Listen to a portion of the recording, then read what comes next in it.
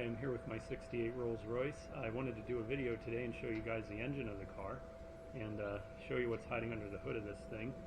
When I bought it from the previous owner, he actually pulled the original Rolls-Royce engine out and stuck a Chevy 350 crate engine in it. And when I bought the car, I had a lot of issues with it, and it turns out the engine block was cracked on the previous engine that was in here. So what we did is we put another 350 crate engine in here. Bruce Henn's garage in Hamburg PA did it for me, and originally I kind of would have liked to have put an LS in here, but with my budget the way it was after buying the car, you know, it was an unexpected expense having to stick a new engine in, so it really wasn't in my budget at the time to put an LS in here. So for $2,000 I got, you know, another 350 crate engine, a new one, and it's warranted and everything, so that's what we put in here. I'll go over it with you guys and show you a few different things that we did to the car. It has a new 4-barrel Edelbrock carburetor that we put on when we redid the engine. So we can take a look at that here. Let's show you what that looks like.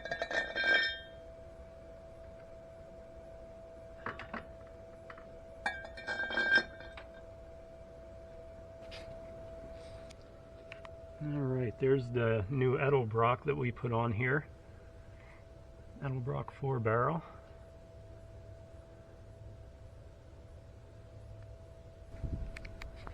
And we don't have a mechanical fan here on the front of the engine. We have a thermostatically controlled electric fan, which works rather well at keeping the engine cool, even in the summertime when you know, you have the AC going and things like that.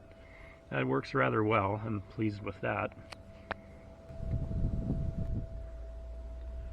Bruce Henn's garage, when he did this engine swap for me, put a Corvette cam in the engine. He said it would give it some extra horsepower, and it's my understanding these exhaust manifolds, I think, were for a Corvette too, he said.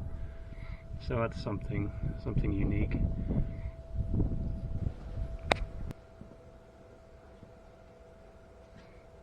From the factory, this car would have had a really complex hydraulic system that controls the ride height and the front and rear brakes and that, and with this crate engine in here, we you know, that system's obviously not functional anymore.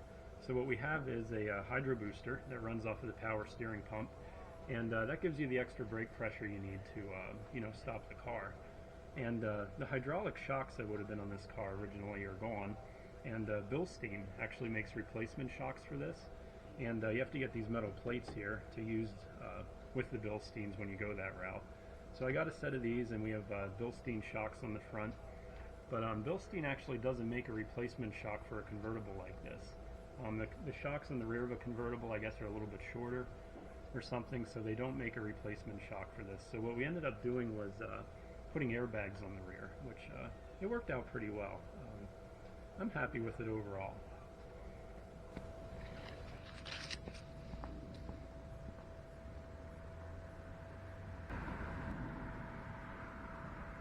Alright, I'm going to start this thing up now so you can hear it run.